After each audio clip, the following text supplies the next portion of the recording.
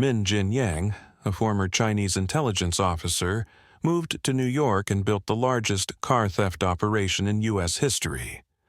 Specializing in luxury vehicles, his gang executed heists with such precision that even the police were left stumped. Thousands of cars were stolen without a trace, defying all expectations. No parts were ever recovered, and the cars simply disappeared. In 1999, New York City became the target of a wave of car thefts, with 48 luxury cars stolen in just a month and a half. These thefts were carried out with eerie calmness, as the thieves struck malls, parking lots, and upscale neighborhoods. What baffled authorities most was that none of the stolen cars resurfaced, suggesting they were being smuggled out of the country. The NYPD's car theft unit zeroed in on Brooklyn's port, a key export hub, but found no leads. The sophistication of the thefts pointed to organized crime. Yet, the mastermind behind this operation was someone unexpected: Min Jin Yang. A former Chinese intelligence officer, Yang masterminded the theft of thousands of cars, raking in an estimated $40 million. But how did he pull off such an audacious scheme? To answer that, we first need to understand the man behind the mystery.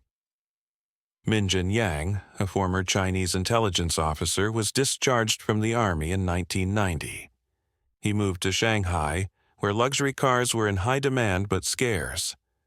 Spotting an opportunity, Yang partnered with a local gang to smuggle luxury cars from abroad, offering his expertise in evading security.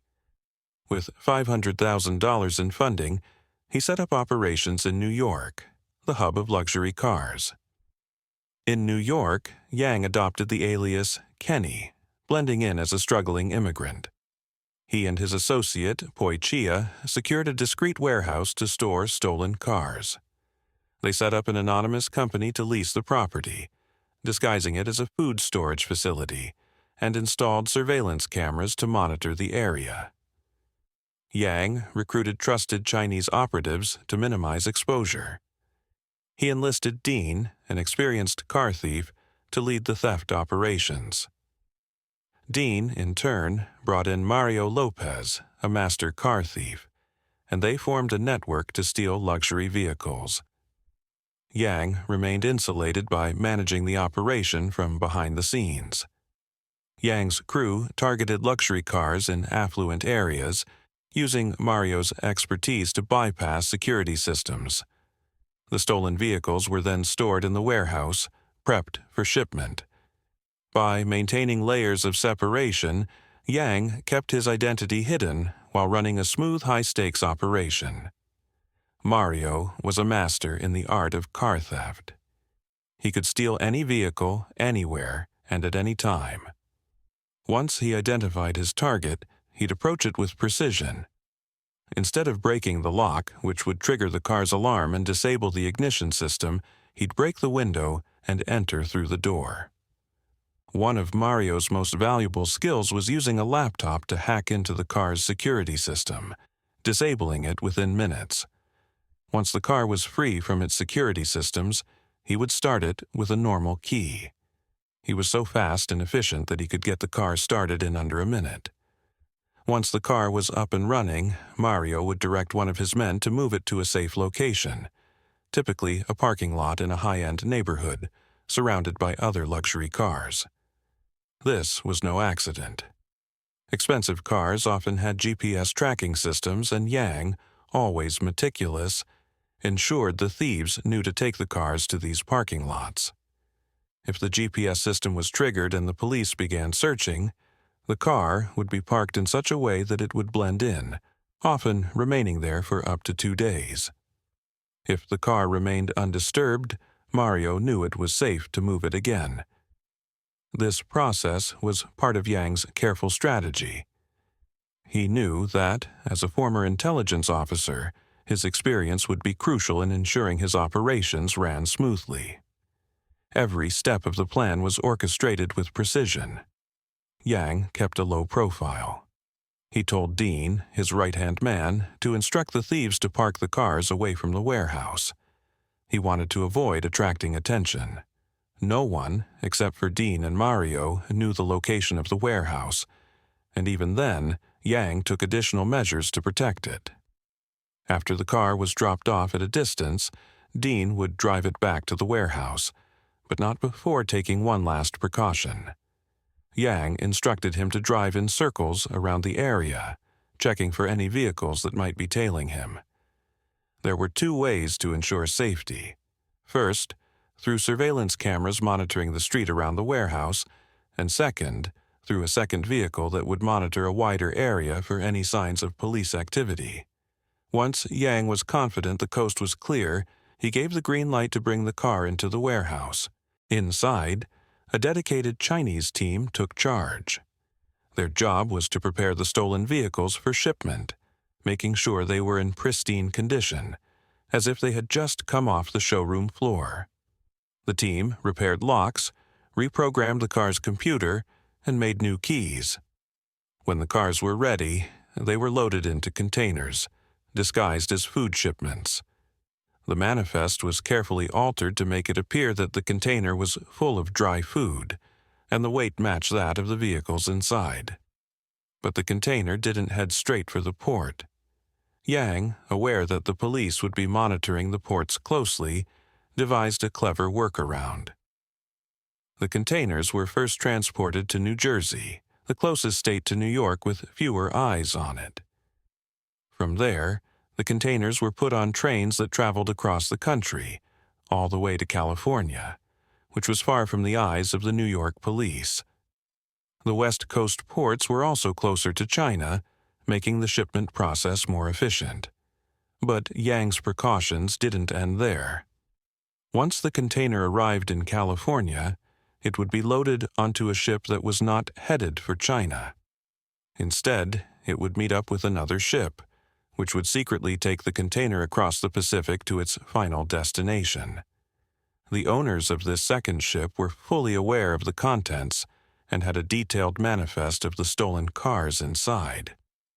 Through this complex multi-layered system, Yang's gang was able to steal thousands of cars from New York over the span of 5 years. Despite the massive scale of the operation and the millions of dollars Yang made from the thefts, the police were always one step behind. They couldn't find any evidence to link the stolen cars back to Yang's gang, and the demand for these luxury vehicles in China only continued to rise. To increase their car exports, Yang expanded his targets to include car dealerships. Mario, posing as a potential buyer, would visit these dealerships and identify the location of the car keys. Then, under the cover of night, he'd return to steal the keys. With his crew of thieves, they'd each take a car and disperse, disappearing before the alarm could even go off. One of their heists, however, didn't go as smoothly. One of the stolen cars was involved in an accident, leading the police to discover that it had been stolen. The driver was arrested, and under interrogation he began to reveal everything he knew about Mario, Dean, and the gang. The police, now armed with this information, began tracking Dean, hoping it would lead them to the warehouse, and eventually to Yang. For 6 months, the police conducted surveillance on Dean, and during this time they managed to eavesdrop on his phone calls, hearing cryptic references to 260, a term they couldn't quite understand. They suspected that 260 was code for something more significant, but they couldn't piece together what it meant. Little did they know, Yang had anticipated their move. Knowing the police were monitoring calls, he used cryptic language to avoid detection, and he instructed everyone in his gang to constantly change phones to further confuse the investigators. Yang's methods were deliberate and effective. Even as the police thought they were getting closer, Yang's counter-surveillance ensured his operations continued, uninterrupted. Despite their meticulous precautions, Yang's crew made a critical mistake. Even though they were careful to change their phones regularly to avoid detection, there was a secret strategy that allowed investigators to stay one step ahead. They were still eavesdropping on their families. For example, when Dean changed his phone, the investigators could track his new number by monitoring calls to his wife. This gave them the opportunity to gain court approval for wiretapping his calls, and from there, they were able to identify the numbers of other key members of the gang. It was a long and exhausting process, but the investigators were making headway. For the first time since the start of the investigation, they were ahead of Yang. What made things worse for him was that his associates were less cautious. Chia, his Chinese partner, often let his guard down, casually discussing plans over the phone, like where they would have dinner. This was a mistake that the investigators capitalized on. They planted an undercover officer in a restaurant where Chia and Yang often met, allowing them to listen in on their conversations. During one of these meetings, Chia and Yang discussed renting a new warehouse, and the officer was able to gather crucial information about its location. The investigators immediately shifted their focus to this new site. This time, they decided to conduct surveillance without any visible police presence. Instead, they installed hidden cameras on nearby buildings to monitor every inch of the warehouse, and even managed to plant a GPS device on one of the cars being delivered there. They now had a clear view of where the stolen cars were going. Meanwhile, Yang continued his usual operations, bringing in new cars to the warehouse and coming up with innovative methods for stealing more. One of his most ingenious tactics was stealing cars from parking garages. Dean's friend, Mario, struck a deal with a garage attendant who agreed to let them steal cars in exchange for $500 per vehicle. The deal was tempting enough for the guard, who was underpaid, and he agreed. The gang then executed a plan to steal several luxury cars at once, tying up the guard to avoid suspicion. However, the criminals' overconfidence was their downfall. In the rush to move the stolen cars, they failed to observe their usual precautions. They brought the stolen cars directly to the warehouse without waiting to ensure no one was following them. As it turned out, one of the cars was equipped with a GPS tracker, and the owner alerted the local police. The authorities began tracking the signal, leading them straight to the warehouse. What the police didn't realize was that they were entering the headquarters of one of the largest car theft operations in the country. The investigators, watching from their hidden cameras, saw the police officer approaching the warehouse and knew their operation was at risk. They had no way of stopping him, and as he neared the entrance, workers inside the warehouse saw him through their own surveillance cameras and rushed out. The investigators understood that this was the moment to act. They quickly moved in, arresting the workers inside the warehouse. But Yang, whose real identity they only knew by his alias, Kenny, was nowhere to be found. However, the investigators had been monitoring his house and knew exactly where he lived. The arrest of the warehouse workers triggered a swift response, and officers were dispatched to capture Yang. They found him leaving his home that night and arrested him without incident. During questioning, Yang revealed his true identity. Min Jin Yang, a former military intelligence officer in the Chinese army. It became clear why he had been so elusive, and why he had managed to outsmart the authorities for so long. However, the police still could not determine where the stolen cars were going or who was buying them, as the raid had happened too soon. In the end, Yang pled guilty to enterprise corruption, but the authorities were unable to charge him with stealing the cars themselves, as he had orchestrated the operation but was not physically stealing them. He was sentenced to only 10 years in prison, despite being responsible for the theft of thousands of cars and generating an estimated $40 million in profits. Interestingly, the authorities never saw a cent of that money because Yang had kept it hidden in China.